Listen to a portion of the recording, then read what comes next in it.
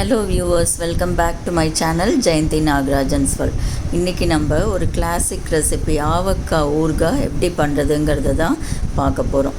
வீட்டிலேயே இருக்கிற சுத்தமான இன்க்ரீடியன்ஸை வச்சு வினிகரோ மற்ற எந்த ப்ரிசர்வேட்டிவோ சேர்க்காமல் சுத்தமான முறையில் ஆவக்காய் பிக்கிள் எக்கனாமிக்கலாக எப்படி பண்ணலாங்கிறத நம்ம பார்க்க போகிறோம். இதுக்கு அடுப்பே தேவையில்லைங்க. ஜஸ்ட்டு எல்லாத்தையும் பவுடர் பண்ணி ஆயிலோடையும் ஆவக்காய் மாங்காயோடையும் மிக்ஸ் பண்ணாலே நமக்கு ஊறுகாய் கிடச்சிடும். இதுக்கு இந்த மாதிரி சின்ன சின்ன மாங்காவாக எடுத்துக்கணும். நம்ம புளிப்பு இருக்கிற மாங்காய்னா ரொம்ப நல்லது. இந்த மாங்காயை நம்ம ஓட்டோடு நறுக்கணும். இதில் முக்கியமான வேலையே கட் பண்ணுறது தான். அந்த ஓடோட உள்ளே இருக்கிற பருப்பு அந்த கொட்டையை எடுத்துகிட்டு ஓடோடு நம்ம கட் பண்ணணும். இப்போ மெட்ராஸில் ஆந்திராலலாம் அங்கேயே கட் பண்ணி தருவாங்க. பட் பாண்டிச்சேரியில் அந்த வசதி இல்லை. நானே வீட்டில் எப்படி கட் பண்ணுறதுன்னு காட்டுறேன். இதுக்கு உங்கள் வீட்டிலே இருக்கிற பெரிய நைஃப் ஒன்று எடுத்துகிட்டு இந்த மாங்காயெல்லாம் இப்படி ரவுண்டாக கட் பண்ணி வச்சுக்கிட்டோன்னாக்க கொட்டையோட நமக்கு மேற்கொண்டு நடக்க ஈஸியாக இருக்கும். ஃபஸ்ட்டு இந்த மாதிரி ஒரு இன்சிஷன் போட்டுட்டு டப்னு தட்டினோன்னா அது பீசஸ் அப்படியே விழுந்துடும். நம்ம கையால் மற்றபடி நறுக்கிற மாதிரி நறுக்கணுன்னா கொட்டையோடு வராது.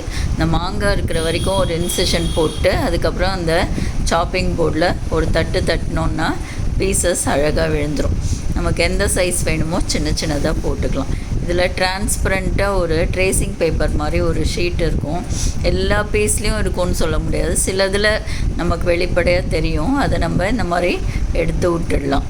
ஏதாவது பிளாக் கலரெல்லாம் இருந்தால் ஒரு டிஷ்யூவால் நல்லா தொடச்சி விட்டுக்கலாம். அலம்பக்கூடாது. நறுக்கினதுக்கப்புறம் கட்டாயமாக வாஷ் பண்ணக்கூடாது. இந்த மாதிரி டிரான்ஸ்பரண்ட்டாக ஷீட் இருக்கும். சில இதில் நிறையவே இருக்கும். அதை எடுத்துடலாம். நம்ம இப்போ ப்ரப்போர்ஷன்ஸ் நான் சொல்லியிருக்கேன். இன்ட்ரெஸ்ட் இருக்கவங்க ஸ்க்ரீன்ஷாட் போட்டு எடுத்துக்கலாம். இப்போது நான் 6:1 ரேஷியோவில் தான் எல்லா இன்க்ரீடியன்ஸும் ஆட் பண்ண போகிறேன். சில பேர் 4:1 பண்ணுவாங்க. நல்ல காரம் நிறைய கிரேவி தேவைப்பட்டவங்க. சில பேர் 8:1 ஆட் பண்ணுவாங்க. 6:1 கரெக்டாக இருக்கும். இப்போ நான் அந்த கட் பண்ண மேங்கோ பீசஸ் 6 கப்பு. நீங்கள் கப்போ டம்ளரோ கிண்ணமோ எது வேணாலும் எடுத்துக்கலாம். அது எதால் எடுக்கிறீங்களோ அதே கிண்ணத்தாலே கடைசி வரைக்கும் எல்லா மெஷர்மெண்ட்டும் பண்ணணும். இப்போ நான் மேங்கோ பீசஸ் 6 கப்பு எடுத்துட்டுருக்கேன். நல்ல பெரிய ஏனமாக எடுத்துக்கோங்க. இதெல்லாம் மிக்ஸ் பண்ணுறதுக்கு பெரிய ஏனம் தான் தேவை. இப்போது நல்லா வெயிலில் காய வச்ச சுத்தமான கடுகு எடுத்துக்கணும். நம்ம ஒரு 3/4 கப்பு கடுகு எடுத்து பவுடர் பண்ணோன்னா 1 கப் கடுகு பொடி கிடைக்கும் நமக்கு. வீட்டில் மிக்சிலேயே ஈஸியாக பவுடர் பண்ணிக்கலாம். வறுக்க வேணாம், ஒன்றும் பண்ண வேணாம். பச்சை கடுகு இதோட ஒரு 2 டேபிள் ஸ்பூன் வெந்தயம் சேர்த்துக்கலாம். ரெண்டையும் சேர்த்து ராவாக மிக்சிலே பவுடர் பண்ணிக்கலாம். எதையுமே வறுக்க வேணாம். நமக்கு அடுப்பே தேவையில்லை. இப்போது 1 கப் கடுகும் 3/4 கப் கடுகும் 2 டேபிள் ஸ்பூன் வெந்தயமும் போட்டு அரைச்சிட்டேன். அடுத்தது ஒரு 1/2 கப்பு உப்பு எடுத்துக்கலாம். உப்பு கம்மியாக போட்டோன்னா எக்ஸ்ட்ரா வேணால் ஆட் பண்ணிக்கலாம். பட் அதிகமாக எடுத்துனா ஒன்றுமே பண்ண முடியாது. ஸோ கரெக்டாக போட்டுக்கலாம். ஒரு 1/2 கப் கல்லுப்பு எடுத்து அதே மிக்சியில் பவுடர் பண்ணி நம்ம போட்டோன்னா நல்லாயிருக்கும். அயோடைஸ் சால்ட்டோட இது பெட்டர். என்கிட்ட கடையில் வாங்கின மிளகாத்தூள் இல்லை. அதனால் நான் வீட்லேயே மிளகாப்பொடியும் பண்ணுறேன். இந்த மாதிரி 2 கப் மிளகா போட்டோன்னா தான் 1 கப் மிளகாத்தூள் நமக்கு கிடைக்கும். ஸோ இதையும் மிக்சிலே பவுடர் பண்ணிக்கலாம். பவுடர் பண்ணுறது கொஞ்சம் ரவா பதத்தில் குவாஸா பவுடர் பண்ணோன்னா கிரேவி ஒரு மாதிரி தரன்னு இருக்கும். அந்த மாதிரி பிடிக்கிறவங்க அப்படி எடுத்துக்கலாம். இல்லை ஃபைன் பேஸ்ட்டாக வேணும் கிரேவின்னு நினைக்கிறவங்க ஃபைனாக பவுடர் பண்ணிக்கலாம். இப்போ ட்ரை இன்க்ரீடியன்ட்ஸ் எல்லாத்தையும் நம்ம நல்லா மிக்ஸ் பண்ணிக்கலாம். கடுகு, வெந்தயப்பொடி, மிளகா பொடி, உப்பு. ஆவக்காய் ஊறுகாய்க்கு பெருங்காயம் கிடையாது. ஸோ இதெல்லாம் நல்லா மிக்ஸ் பண்ணிவிட்டு இதுக்கப்புறம் நான் வீட்டில் மிளகாத்தூள் அரைச்சதுனால கலர் கொஞ்சம் இதுவாக இருக்கிறதுனால காஷ்மீரி சில்லி பவுடர் ஒரு 2 டேபிள் ஸ்பூன் போட்டுக்கிறேன். இது ஆப்ஷனல் தான். நீங்கள் கடை மிளகாய் பொடி போட்டிங்கன்னா இது போட வேண்டாம். அதுவே ரெட் கலராக தான் இருக்கும். ஸோ இதையும் சேர்த்து நல்லா மிக்ஸ் பண்ணி விட்டுக்கலாம். அடுத்தது இதில் சேர்க்கறதுக்கு கொண்டக்கடலை, கருப்பு ஆர் வெள்ளை எது வேணால் எடுத்துக்கலாம். அது ஒரு 1/2 கப்பு. இது நிறைய பேருக்கு டவுட் வரும். சோக் பண்ணணுமா, வேக வைக்கணுமா? ஒன்றுமே பண்ண வேணாம். கடையில் வாங்கி அப்படியே 1/2 கப்பு மெஷர் பண்ணி போட்டுக்க வேண்டியதுதான். இது எப்படி இருக்கும்னு யோசிக்காதீங்க. ஒரு 10 நாள் கழித்து இந்த கொண்டக்கடலை வந்து ஊறி போய் அவ்வளோ சூப்பராக இருக்கும்.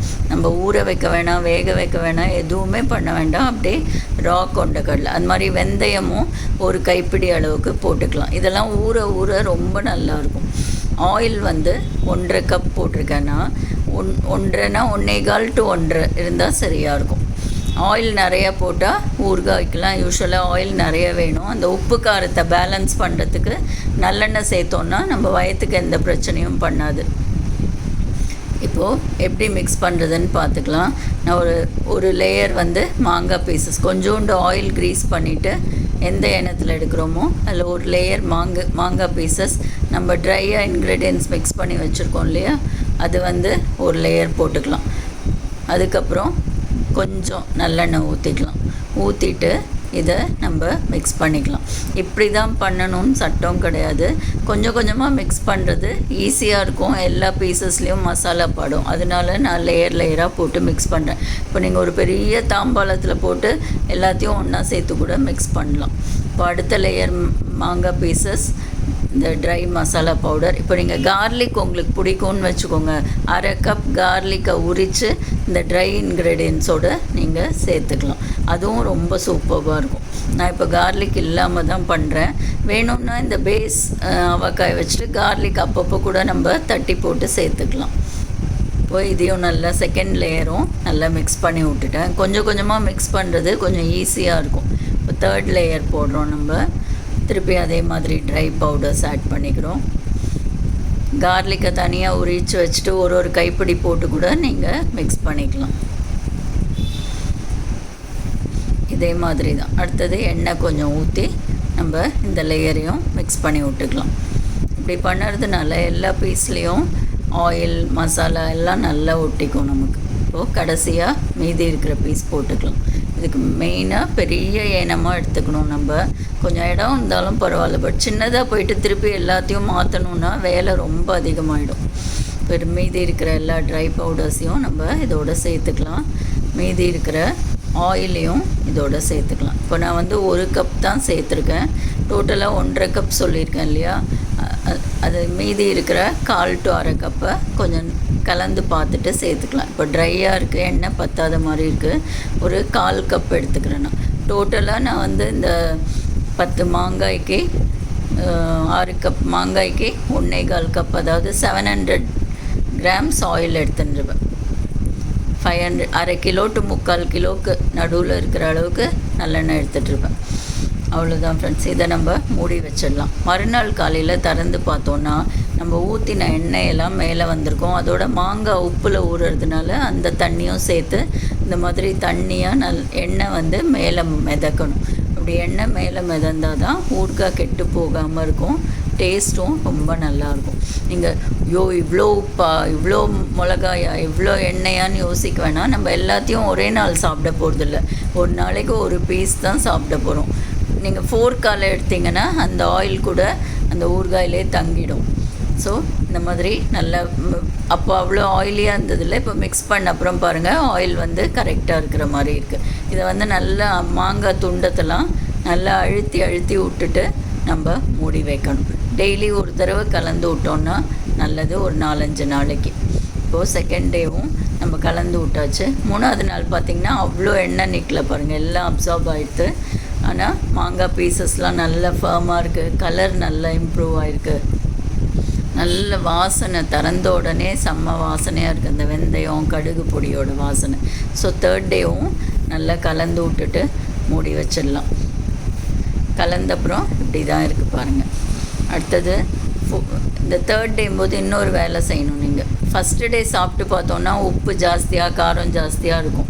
3rd டே அன்றைக்கி திருப்பி ஊறின அப்புறம் டேஸ்ட் பண்ணி பார்த்துட்டு ஏதாவது தேவைன்னா ஆட் பண்ணிக்கலாம். இப்போது 4th டே நான் வந்து ஜாடியில் மாற்றிட போகிறேன்.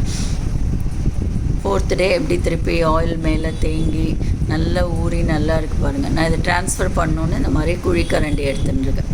திருப்பி அடியோட மேலே நல்லா கலரி விட்டுக்கணும். நம்ம மாங்காய் பீசஸ்லாம் நல்லா ஃபர்மாக ஓடோடு இருக்குது. அந்த கொண்டக்கடலை ஓரளவு இப்போ சாப்பிட்டு பார்த்தீங்கன்னா ஊறி இருக்காது, கொஞ்சம் பச்சை வாசனை இருக்கும். பட் ஒரு 10 days கழித்து அந்த கொண்டக்கடலையை சாப்பிட்டிங்கன்னா அவ்வளோ டேஸ்டியாக நல்லாயிருக்கும். இப்போது எந்த ஜாடியில் போட போகிறோமோ அதில் ஒரு 2 டீஸ்பூன் நல்லெண்ணெய் ஊற்றி அந்த ஜாடியை ஃபஸ்ட்டு நம்ம க்ரீஸ் பண்ணி வச்சுக்கலாம். அதுக்கப்புறம் ஊறுகாய் போட்டோன்னா ஷெல்ஃப் லைஃப் இன்னும் கொஞ்சம் நல்லா வரும். ஆவக்காய் ஊறுகாயோட ஸ்பெஷாலிட்டி என்னென்னா அடுப்பே தேவையில்லை, எல்லாமே ரா இன்க்ரீடியன்ஸ், அந்த மாதிரி ஃப்ரிட்ஜே தேவையில்லை, வெளியிலேயே வச்சாலே 1 year வரைக்கும் ரொம்ப நல்லாயிருக்கும். டவுட்டாக இருந்ததுன்னா ஃப்ரிட்ஜில் கூட வச்சுக்கலாம். இப்போது ஃபுல்லாக ஃபில் பண்ணியாச்சு. நல்லா இப்படி அழுத்தி அழுத்தி விட்டு ஃபில் பண்ணோன்னா நமக்கு அந்த ஆயிலெலாம் அடியில் தங்காமல் நல்லாயிருக்கும். இது மாதிரி வெளியில் இருக்கிறதெல்லாம் ஒரு டிஷ்யூ பேப்பரால் நீட்டாக தொடச்சி விட்டுட்டு நம்ம மூடி வச்சிட்டோன்னா அவ்வளோதான். ஆவக்காயை பற்றி கவலையே பட வேணாம், எப்பப்போலாம் வேணுமோ எடுத்துக்கலாம். மேலாக ஒரு 2 டீஸ்பூன் ஆயில் நான் ஊற்றி வைக்கிறேன். இப்போது இதை அந்த மூடி போட்டு மூடிட்டு, என்ன இருந்தாலும் கொஞ்சம் கேப் இருக்கும் இல்லையா, அதனால் ஒரு காட்டன் துணி போட்டு நம்ம இது பண்ணலாம், இல்லை டிஷ்யூ பேப்பர் கூட போடும். இப்போது நான் இது ஒரு 2 லிட்டர் ஜாடின்னு நினைக்கிறேன். அது ஃபுல்லாக போட்டுட்டு மூடியால் மூடி மேலே ஒரு கிச்சன் டிஷ்யூவை போட்டு ரப்பர் பேண்ட் போட்டு வச்சுட்டேன். அப்போது கொஞ்சம் கூட கேப் இருக்காது, எதுவும் பூச்சி போட்டுலாம் உள்ளே போகாது. ஒரு ஜாடி 2 லிட்டர் ஜாடி ஃபில் பண்ண அப்புறம் எவ்வளோ ஊறுகாய் மீதி இருக்குது பாருங்கள். கடையில் வாங்கினா 200 grams 1/4 கிலோவே 300 rupees பக்கம் விற்கிறாங்க. இப்போ நம்ம போட்டதில் இந்த ஜாடியில் 2 கிலோ இந்த 1 லிட்டர் பாட்டில் ஃபுல்லாக வந்திருக்கு. ப்ளஸ் ஒரு 2 டிஸ்போசபிள் கண்டெய்னரில் நான் நெய்பர்ஸ்க்கு கொடுக்கறதுக்காக எடுத்து வச்சுருக்கேன். ப்ளஸ் அப்பப்போ சாப்பிட்றதுக்கு கொஞ்சமும் எடுத்து வச்சுருக்கேன். நம்ம அந்த ஏனத்தில் போட்டு வச்சோம்ல, அதெல்லாம் ட்ரான்ஸ்ஃபர் பண்ண அப்புறம் அதில் சூடான சாதத்தை போட்டு மிக்ஸ் பண்ணி சாப்பிட்டு பார்த்தீங்கன்னா அதை விட ஒரு டேஸ்டியான டிஷ்ஷு உலகத்துலேயே இருக்க முடியாது. அவ்வளோ டேஸ்டியாக இருக்கும் அந்த ஆவக்காய் ஏனத்தில் பிசைஞ்ச சாதம். நீங்களும் பண்ணி பார்த்துட்டு உங்கள் ஃபீட்பேக்கை அனுப்புங்க. Please subscribe for my channel. இது மாதிரி நிறைய யூஸ்ஃபுல் வீடியோஸ் நம்ம ஷேர் பண்ணிக்கலாம். தேங்க்ஸ் ஃபார் வாட்சிங். தேங்க்யூ.